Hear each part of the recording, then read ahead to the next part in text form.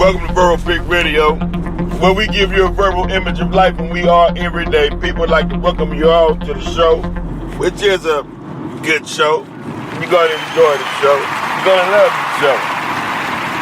We're dealing with social issues today. But what we're doing is we're spinning off of some of the news that's been in the mainstream media, some things that have been put out, and the reason why at this moment in time that they're putting this type of information out to the public. One would start with Colin Kaepernick. GQ has just named Colin Kaepernick as the, I guess, human rights figure of the year, or the man of the year, a reward that they gave him due to his taking a knee during the games and his stance.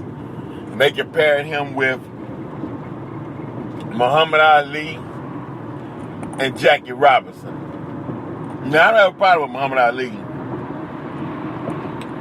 but Jackie Robinson, because he broke the color barrier. But you have to realize, a lot of people, you have to realize, the Negro Baseball League was making more money at that time than the white baseball league. And so what would have been a bigger news story is if, let's say, Dodger Dan married him. Or let's say a white famous baseball player back in that time would have left the white league and came to the Negro Baseball League. That was the league to be a part of.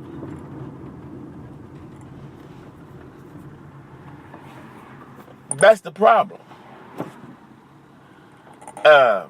When we break off from our success just to be deemed or named the first black to enter into a white organization, when your own organization was more successful. So what would you leave yours? Why? Meaning, let's get down to the meat of it. Why would you leave something that's already been proven successful to go to something that's semi-successful? Meaning that it's not doing as good as yours. What's that all about? That's why you understand when John F. Kennedy was stating that secret societies should be banned in America, because they will lead the sheep in whichever direction that they need them to be led. And also, they'll put pressure on a public figure to be a part of their organization with the positions that they're in to make certain things happen in their favor. And I'm talking about the individual that they recruit. So they make it appealing to be a part of. So you got all these black people rooting for this one brother because they set that system up. They're rooting for this one brother, all these black people rooting for him. And he makes a move. And blacks are supported because they figure you wouldn't make a move if it wasn't in our best interest, because you love us. They make the move, the rest will follow, and then after they're dead and gone, they find out that they've been pushed out. Things changed. They got swallowed up. They got whited out. And then you wonder, well, how did this happen? because the leader that you were following at the time, who you thought was in your best interest, was working for your enemy. Because black people don't have a system of checks and balances. And it's not our fault. Because we was created on trust, so we trust. We were created on truth, so we stand with truth. So all the devil or the deceiver, all he has to do is come in the guise of truth. And we'll listen. But yeah, Jackie Robinson, yeah, great player. But the only part I disagree with is don't leave your home to be a renter in somebody else's home.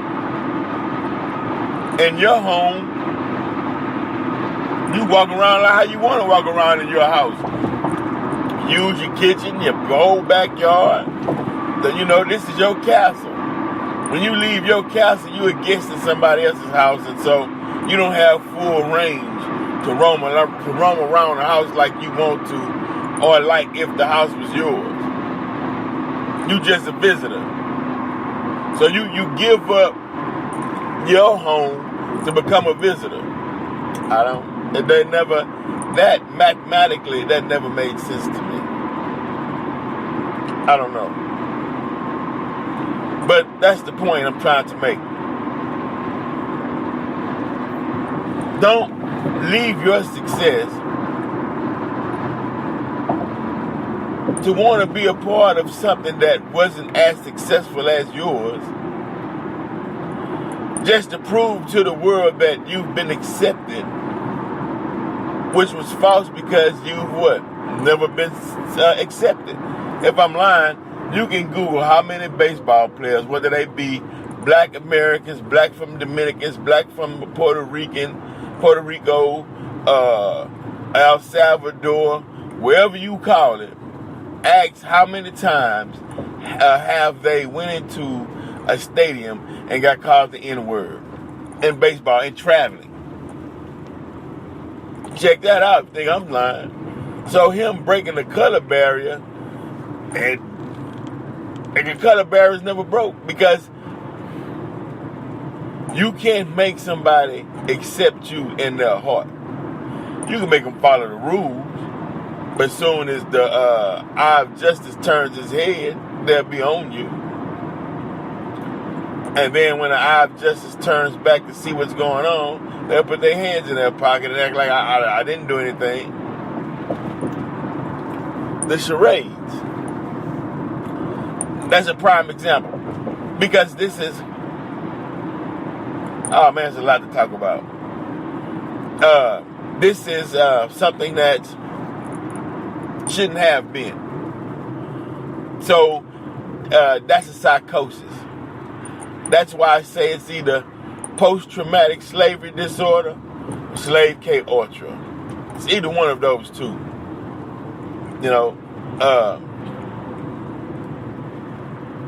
They call you in a room and they say, well, you're a big influence among your people. Won't you come on over here to my side and you will be accepted amongst white people.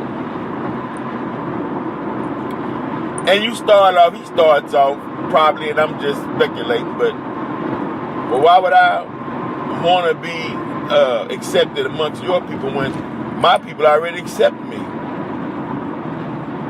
Yeah, but we got the media, we got the world press. We can put you globally. We can put your name in lights. And then he once again, so what? I'm already successful. The league is making money and we own it. Then they tell him, okay, you want to play hardball. I tell you what, You step out of line, we'll be on you, we'll be on your family, we'll be on your so-and-so. Now you come on over to our side. Now the sensible thing to do is, because the reason why is they want that black money. Look, we'll create a section in the stands for you. You just bring them black dollars. That's more money for us. And we need you to go and fish your people to come to our stadium to bring their black dollars, and they can sit amongst us, and we'll make the money, and they'll have the pleasure of being in something that they wasn't allowed to be a part of in the past. You'll break the imagery of racism. But it should have been like, well, look here. We're making the money. We have the players. We have the excitement. Why don't you bring one of your white players that's a superstar, Babe Ruth or somebody, and have them join the Negro League? And then he can bring the white fans to our stadium, and they can get a taste of some good down-home good cooking at the games. There's some real music, and they can get the experience of being at our stadium with the music and the food and the energy and the excitement. And they can watch real pitching and real hitting. How about that? Or let's just keep it as it is, and we just keep rolling along. And we'll create our own newspaper and our own media. But that didn't happen. And it never happened. So you always will be in a predicament, because it's like the greeter at the entrance of the door. His job is just to greet you in. But come on in. Make yourself comfortable. And have a good time. And that's it. Now once you get in, the owners, the inmates can't overrun the prison. Once you get in, all the scouters and the agent's job is just to greet you in. Once you get in, then the owner, this is my show. I control my show. You just an inmate in a prison. Now, if you can't deal with them hard truths, because, that's what it is, especially, these owners down here, especially in Texas and the South, they're going to tell you straight up truth, whether you like it or not. So you got to honor that. Tell you straight up truth. Look here, man. You an inmate in my prison. It's as simple as that. Now, what you want to do? Yeah, if you don't like it, go start your own league. But then you're going to have the other side say, hey, don't start your own league. Nah, no. You know why? Because they don't want to take the time to learn you. They don't want to take time to learn black people and how we do things and our culture. Nah, you just come with, I keep my culture, and we'll pick and choose who we want to let in, and these are our rules, and you must abide by them. And if we want to put a white girl up under your arms and you have a baby and marry her, and when you die, she divorced you, that money come back over to our side. But hey, it's part of the game. At least you was on white TV for a second. They're like, okay. Some of them sell out. They like, hey, look where you came from. Don't you want something better? Of course they gonna want something better. Goddamn, if you've been hungry all your life and you've been struggling and fighting and dodging bullets, yeah, naturally you're gonna want something better than any food would. That's part of the game. But that's not what we're saying. What we're saying is create the environment that you want, especially if you're a millionaire. You can create your reality. You're a millionaire, man. Come on, some of them houses, you could buy 100 of them. You could buy the whole block. Tear them down, put an extra $20,000 on top to rebuild the money that you got for tearing the house down. Throw an extra $40,000 on top of that. Now you got a whole block of 2-story houses, brick. Then you on the city to start repaving the streets. Then you charging rent, or you selling the house at a at a rate where you can make a profit. And then you keep flipping that process. Then you take that money and you say, look, these stores over here. But not just now, not just any store now. Man, these stores' floors going to be sparkling like marble. It's going to always be painted and upkept. The yard's going to be immaculate. The landscaping and whatnot. Because we love our people and we want them to have something prideful in which when they come in to shop. Simple as that. Because why? Because it's the same game on the same side. Let me give you an example. The ADL is partnering up with Facebook to point out the Anti-Defamation League is to point out anti-Semitism on Facebook and probably Instagram and the rest of the social media sites. Same thing all over again. See, because why wouldn't the ADL partner up with black organizations to help point out racism and racist words and racist connotations that are used towards black people?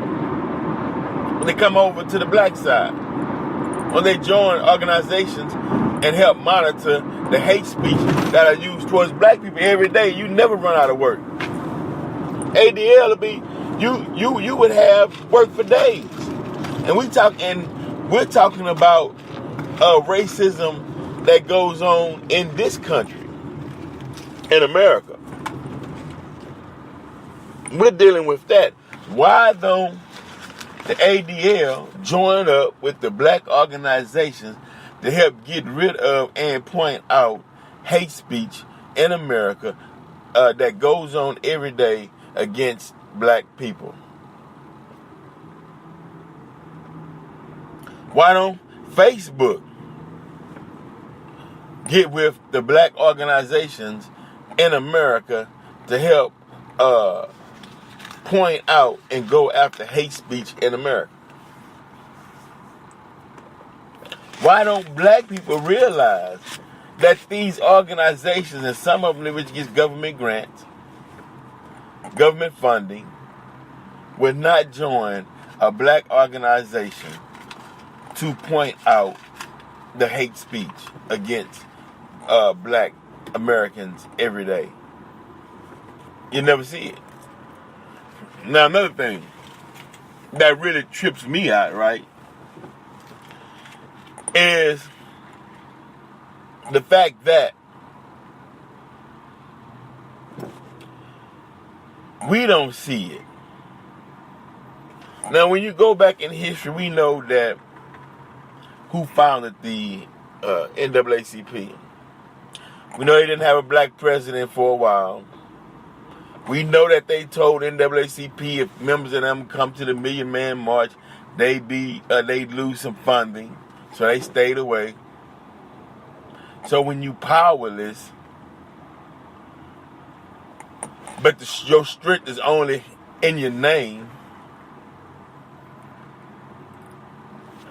But if any organization used the word Negro in 2017, you gotta watch that anyway. We would never Negro, but okay, cool. But still, if the NAACP and these other groups are funded by white people, then white people, when they want to, they'll pull your strings. They'll pull your coattail. They'll let you know, and they'll speak it in no uncertain terms, to where you won't be misguided, or to where you won't make any mistakes on what they're trying, on the point that they're trying to get across. They'll say, look, simple and plain. Man, hey, the Million Man March, man, there's going to be a lot of people there, man. We getting together, I want to go. I might can even speak there. Brother Farrakhan, I know he's not tripping. He'll let me get on the microphone and reach out to the people. Let's roll. Then the white man steps in the room and says, you can't go. He's like, man, what you mean I can't go? Look here. If I even see you anywhere near the Million Man March. I'll pull your funding and shut you down. Then what you want to do? I ain't want to go to Million Man March no way. I'm gonna stay here with you, boss. And there you go. That's the problem. The problem is you don't love yourself enough to put what you created out front and have others join you. Why go join them? Come join me. Mine is just as good. Just as good. But yeah, that's the deal. See, people who, and you gotta think about this. Think about it. Slavery ended, right? Okay, so there's no more slavery. Then, no, let's hold on. Let me go back a little further. While slavery was going on, you did have some blacks with money. You had some blacks who did have slaves. But let's take that back again. While slavery was going on, you did have some blacks who had indentured servants. You had some blacks who did own property. And you can understand that because once you understand Morocco, the Moors, the Muslims out there, the freemen and the slaves and the different definitions of that, and the different slave laws, if you look at the Black Laws Dictionary, you can get more into that on your own time. But you had slaves who did have money. I mean, not slaves, but you had blacks who did have money who had indentured service, but in history they called them slaves too. But okay, cool. Because you had Native Americans who were slaves, you had Native Americans who owned slaves, but they were black too, so bam, we're dealing with it, right? Now, with all that being said, where did the money come from to the ones who just got out of slavery? To where they're making money to where their empire lasts into the let's say 19th century. Who financed them? Where did that money come from? You was dead broke, or better yet, what made them, or what characteristics, or what did they have to show to make them, pluck them from their community to put them in a position of power? Or what did they promise them? Or what did they give up? Or where did they come from? Or who were they? Were they mulattoes, the children of the slave master? Meaning that when that slave master went and raped the sister, and then the baby came out mulatto, and so now the slave master said, hey, we got one that he might can't come on the white side, but hey, I'm his father, so I can use him. Because you have to remember, the land wasn't valuable at one point until they put the slave on the land. The slave on the land is what made the land valuable. So black people have always been valuable. Think about it. Come over here as what they brought you over here and gave you the meaning terms. But so what? The terms may be demeaning, but the skill set was valuable. White people couldn't build no White House. White people couldn't construct on a mathematical plane the diagram to be laid out for the White House. That's why they needed Benjamin Banneker. They couldn't do that to put things at its perfect angles and certain degrees from one building to the next to make it into Little Egypt and put the obelisks at the precise spot. If a black man didn't have his hand in it, because they didn't know anything about it, George Washington never been to Egypt. They didn't know nothing about that. So the gold, the black, the coal the gold was the black.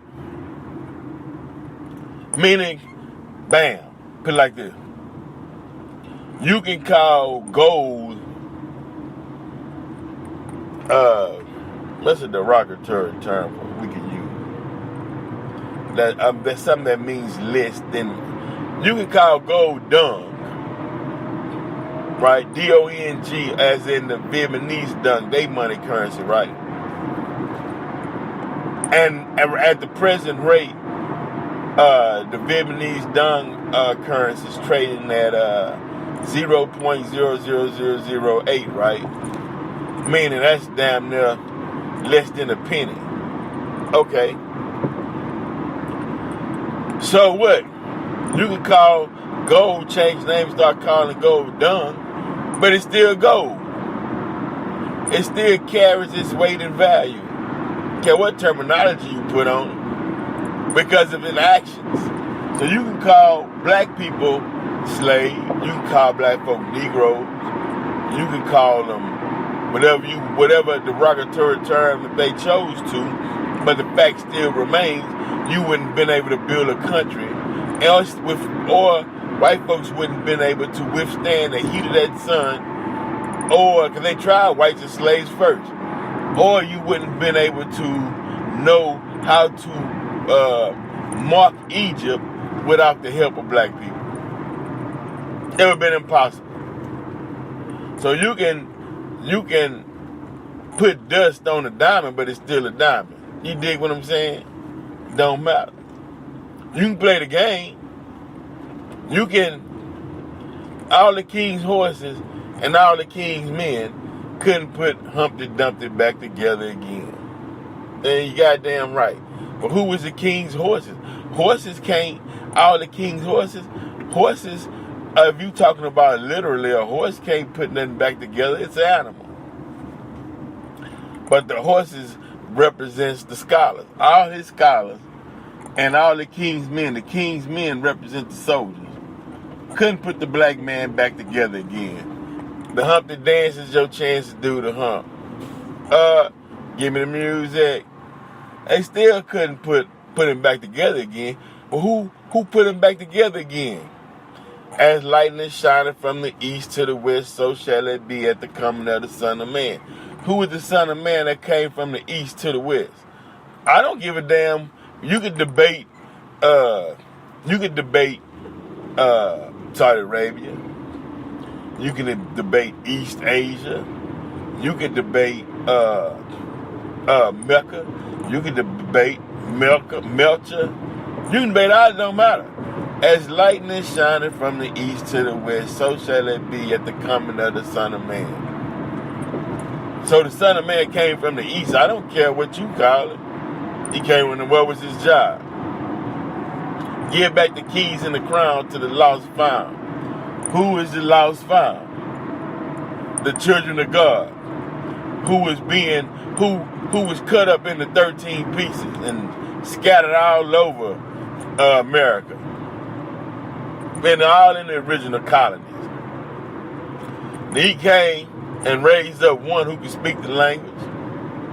Then that one taught one, and because it takes time to man the condition that black folks was in. It takes time to build them back up to the level that we were prior to the whole slavery thing and all the sellouts and the whole nine. It takes time to build that up because can't you see a change is taking place daily compared to 30 years, 10 years ago, 30 years ago, 40 years ago, 100 years ago. Changes are taking place. Hell, as we speak. Why? Because two things that prove that the proof is in the pudding. You would have to have an abundance of love, right? I mean, love upon love to come all the way from the east now to come deal with a people that nobody wanted, that hated themselves, that had no knowledge of the true and living God, that been beat down by an oppressor or an enemy that hated them to the nth degree. And then somebody tells you, go in there and wake those people up. Because out of thousands upon millions, it will only be one that will have that kind of love. That's like you. That's like today. It could be a gang on the opposite end of the street. One gang wearing one color, another gang wearing another color, and they killing each other, shooting up, robbing, terrorizing their community. And somebody tell you, look, if you love your people, then go down there and clear all that up by yourself now. Who got that much love? That's gonna go walk in that community with all that gunfire just flying all over your head. Who got that kind of love? And meaning that kind of love to where they raise it up from that low level to a high level. You know, it's only gonna be one, a few at the most. Because most will say, well, let them kill each other off and we start all over. So yeah, so when you got somebody who came from the east to the west with love, because you had to have love as a motivating force, man, to beat out what created the problem in the first place. Oh, we not through. Everyday people is coming. The Jennifer Jeffrey story interview with the mom will be on in the documentary, but we're starting off with some film festivals next year, and we're going from there. We'll keep y'all in tune and informed of how it's doing at the film festivals. This is our first production. I mean, it is what it is. But this documentary was done with love. So that's all we got as black people to give is love to put forth. And the power of love. You know, what can conquer love or take over love? VPR Radio, we're out.